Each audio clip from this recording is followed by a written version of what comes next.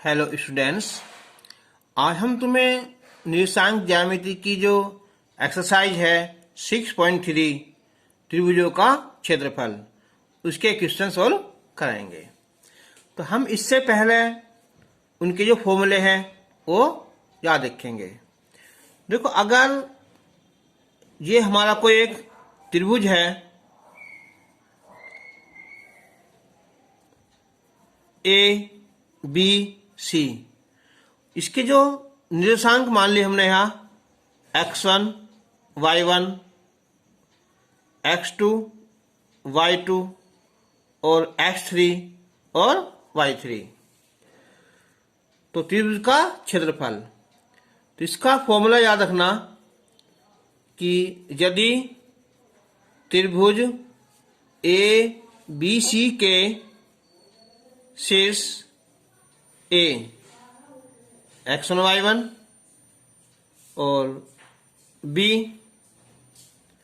x2 y2 तथा सी x3 और y3 है, तब त्रिभुज का क्षेत्रफल होता है 1/2 x1 बाहर रखो y2 माइनस y3, फिर x2 y3 माइनस y1 और x3 y1 माइनस y2।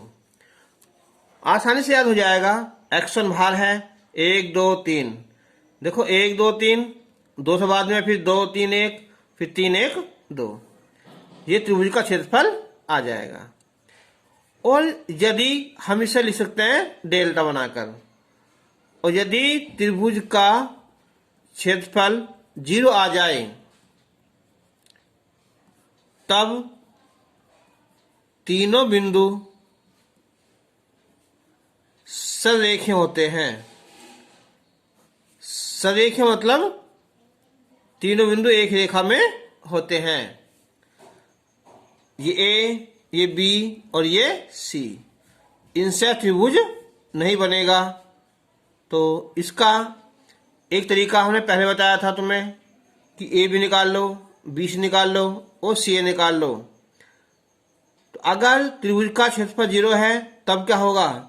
तब हमें कोई सी दो भुजाओं का योग तीसरी भुजा के योग के बराबर आ जाएगा। तो स्टार्ट करते हैं एक्सरसाइज 6.3। आसान है। क्वेश्चन नंबर इसका है फर्स्ट, और इसका हम एक पार्ट ले लेंगे सेकंड। त्रिभुज का क्षेत्रफल ज्ञात करो जबकि जो शीर्ष है उसके -5, -1, 3, -5 और 5 और 2 ये हैं। तो हम इसमें मान सकते हैं कि माना ए -5 और -1 और बी 3 और -5, सी 5 और 2। तो ये है हमारा x1, ये y1 है, x2 y2, x3 और y3। तो त्रिभुज का क्षेत्रफल है 1/2 x1 y2 minus y3 plus x2 y3 minus y1 और plus x3 y1 minus y2 1/2।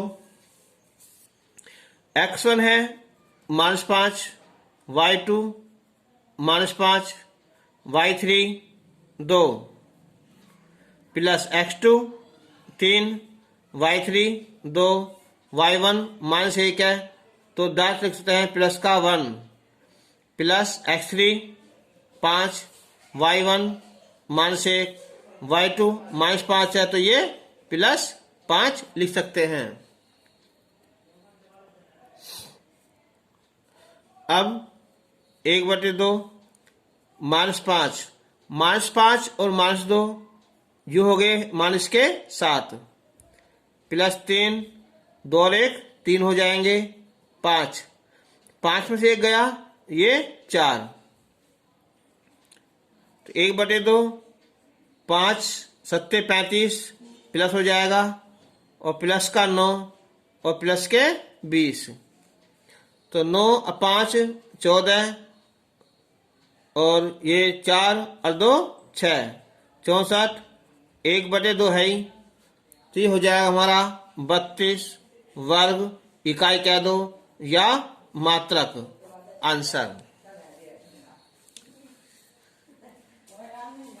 अब हम इसका एक क्वेश्चन नंबर 2 लेंगे कि k का मान ज्ञात करो। k का मान ज्ञात करो जबकि तीनों बिंदु समरेखीय हैं।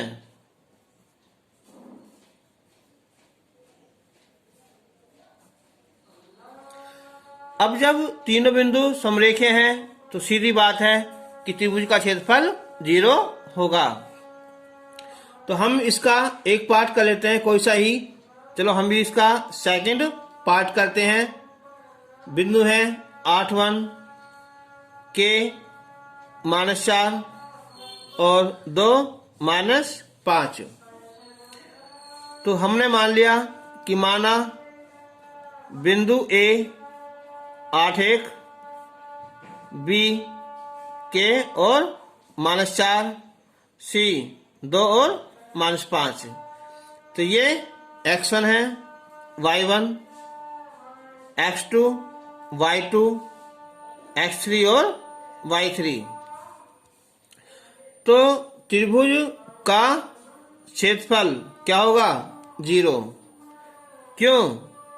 क्योंकि तीनों बिंदु क्या है, वो समरेखीय हैं।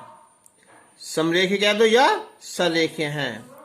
तो त्रिभुज का क्षेत्रफल का सूत्र होता है यही 1/2 x1 y2 -y3 plus x2 y3 -y1 और x3 y1 -y2 = 0। अब देखो ये 1/2 ये पहुंच जाएगा 0 में, इसे छोड़ सकते हैं। अब देखो x1 8, y2 -4, y3 -5 है तो ये +5 हो जाएगा। प्लस x2 है, k है यहाँ, y3 -5, y1 1 है यहाँ, प्लस x3 2 है और y1 1, y2 है यहाँ, माइनस है तो यहाँ प्लस का 4 बराबर 0 हो जाएगा। अब 5 में से 4 गया, 1 बचा, तो 8 गुना 1 प्लस k, माइनस का 5 माइनस का 1 तो माइनस का 6 हो जाएगा। 2 5 बराबर 0, तो 8 माइनस का 6k प्लस का 10 बराबर 0। तो ये हो जाएंगे 10 8 18, इधर लाएंगे हम 6k, तो k की वैल्यू 3 आ जाएगी। इसका आंसर आ जाएगा। क्वेश्चन नंबर 3, शीर्ष 0 -1 2 1 0 3 वाले त्रिभुज की भुजाओं के मध्य बिंदुओं से बनने वाले त्रिभुज का क्षेत्रफल ज्ञात करो। और इस क्षेत्रफल का दिए हुए त्रिभुज के क्षेत्रफल के साथ अनुपात ज्ञात करो। देखो याद रखना, अगर कहीं विकल्प में आ जाए कि जब हम त्रिभुज की मध्य बिंदु से एक त्रिभुज बनाते हैं ना, तो उसका क्षेत्रफल पूरे त्रिभुज के क्षेत्रफल का 1/4 होता है। लेकिन हम यहाँ प्रूफ करके दिखाएंगे। तो अब ये पॉइंट है यहाँ,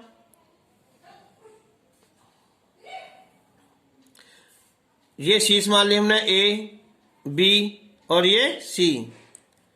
0, -1, 2, 1 और ये है 0 और 10।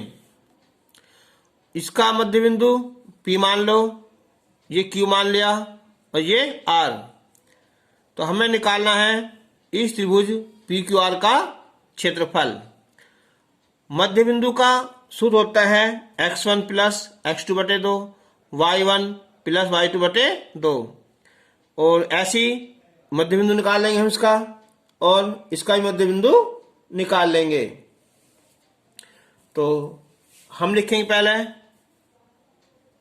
कि त्रिभुज ABC में जो शीर्ष है हमारा A 0, -1, B 2, 1 और C है 0, 3।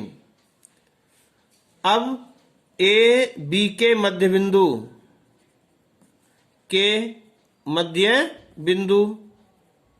P के निर्देशांक, तो मैंने बताया था x1 प्लस x2, 0 प्लस 2 बटे 2, y1 प्लस y2, -1 प्लस 1 बटे 2। तो यह आ जाएगा 1, 0 हो जाएगा, बटे 2 तो 0 हो जाएगा। यानी कि ये पॉइंट आ जाएगा हमारा 1 और 0। ऐसे हम BC के मध्य बिंदु Q के निर्देशांक निकालेंगे। तो x1 प्लस x2, 2 प्लस 0 बटे 2 और 1 प्लस 3 बटे 2। तो 2 बटे 2 1 हो जाएगा, 3 और 1 4 बटे 2 2। तो ये आ जाएगा हमारा 1 और 2। अब हम CA के मध्य बिंदु R के निर्देशांक ज्ञात करेंगे। तो हो जाएगा 0 प्लस 0 बटे 2, 3 -1 बटे 2। तो 0 आ जाएगा, ये 3 में से गया, 2 बटे 2 1। पॉइंट आएगा ये 0 और 1।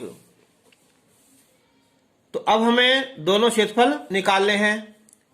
तो पहले निकालेंगे हम कि त्रिभुज PQR का क्षेत्रफल। तो सूत्र हो जाएगा इसका यहाँ 1 बटे 2 x1 y2 minus y3 plus x2 y3 minus y1 और plus x3 y1 minus y2 बराबर 1 बटे 2। अब यहाँ से स्टार्ट कर लो। x1 1, y2 2, y3 1 plus x2 1, y3 1 और y1 0 प्लस x3 0 और y1 0, y2 2। तो ये हो जाएगा 1 बटे 2, 2 में से 1 गया 1, 1 गुना 1 और ये माइनस का कितना है 2 और 0 से गुना हो जाएगी तो ये 0। तो 1 बटे 2 अगुना 2, तो ये आया हमारा 1 वर्ग इकाई। अब हम निकालेंगे कि त्रिभुज ABC का क्षेत्रफल।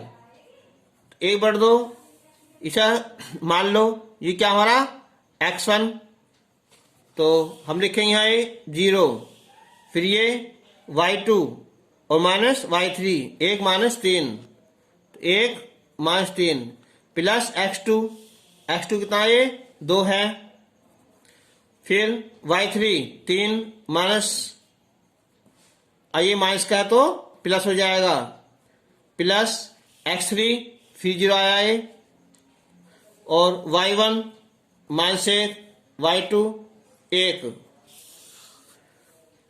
तो 1 बटे 2 ये हो जाएगा यहाँ 0 हो जाएगा, 3 और 1 4, 4 दूनी 8, फिर 0 हो जाएगा, इनके ही हो जाएगा 2 चौक 8, तो 4 वर्ग इकाई।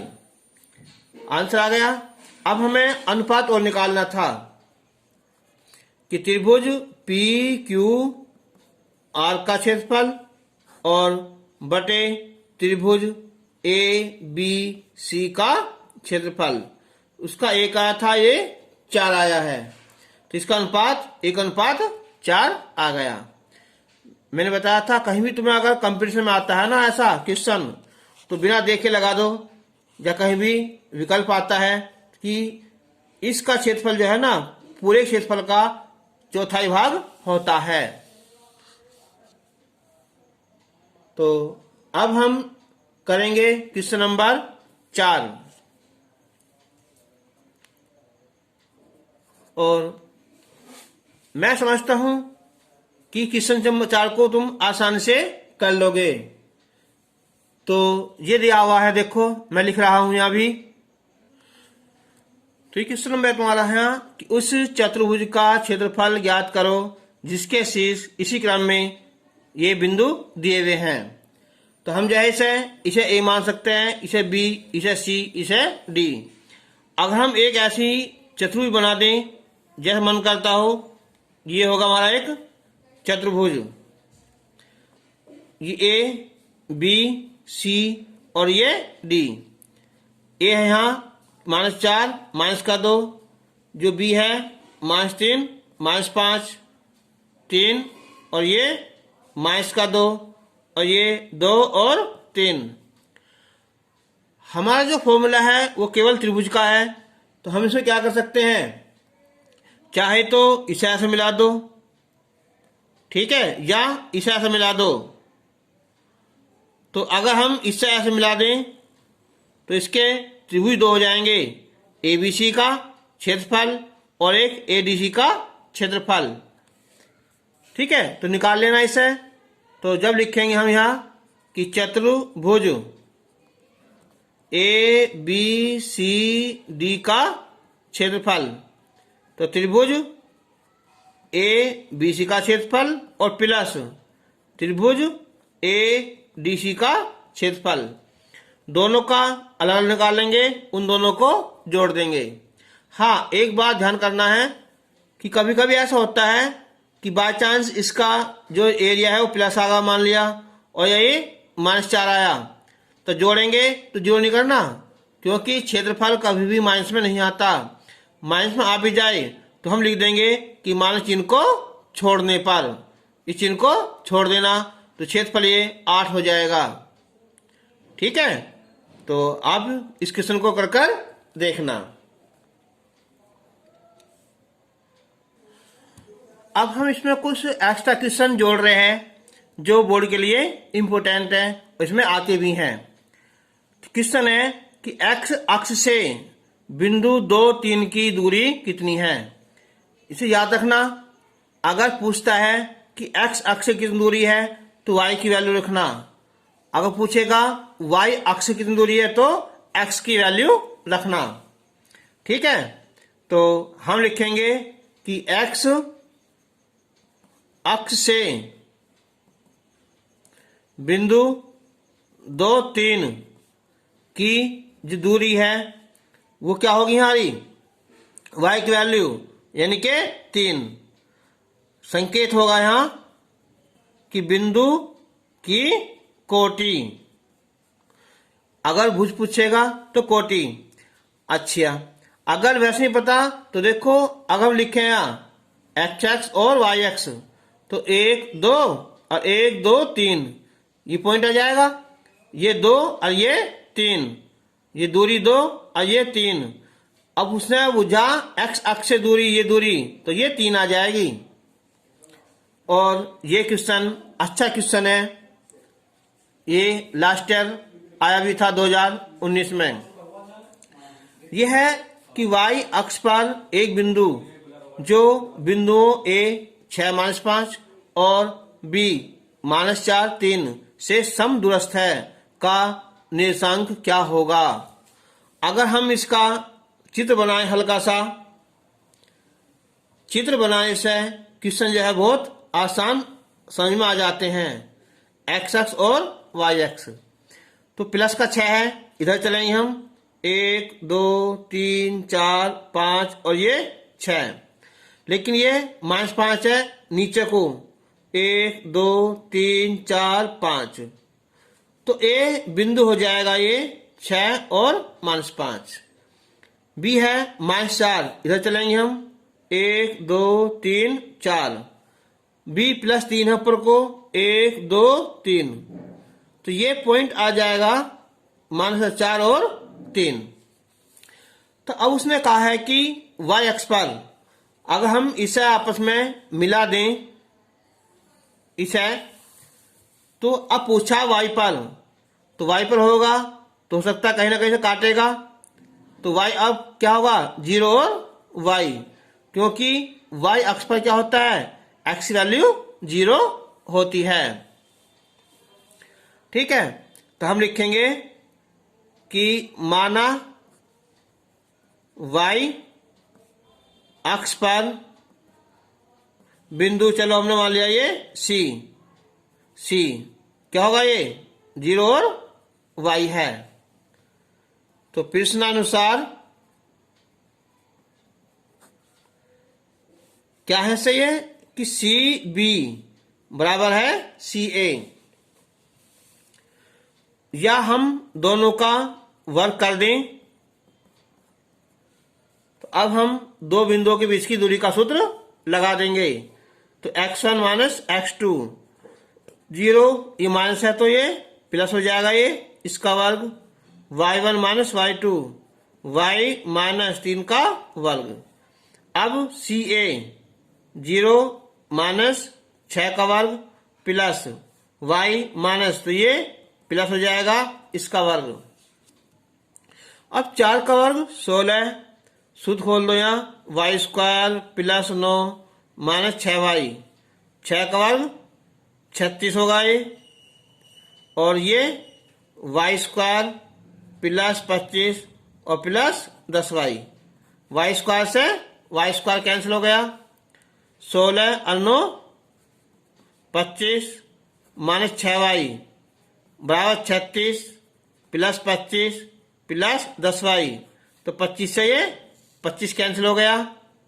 अब हम 36 को उधर ले आओ या 10 को उधर ले आओ, तो माइनस का 6y माइनस का 10y बराबर 36, तो ये हो जाएगा माइनस का 16y बराबर 36, और y की वैल्यू आ जाएगी यहाँ 36/16, तो 4 से काट जाएगा, 4 चौक 16 और 4 नम 36, तो इसलिए जो बिंदु है वो होगा 0 और माइनस का 9/4।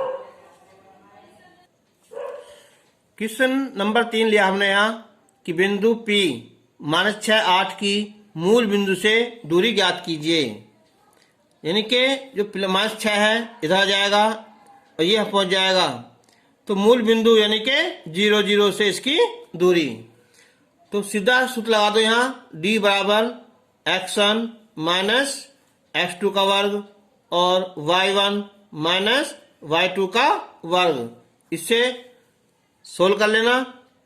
चलो, अगर मूल बिंदु कौन सा हो रहा 0 0, तो 0 माइनस आएगा प्लस हो जाएगा ये, और ये 0 माइनस 8 का वर्ग, ये हो जाएगा यहाँ 36 64, ये हो जाएगा 100, यानी कि 10 मात्रक।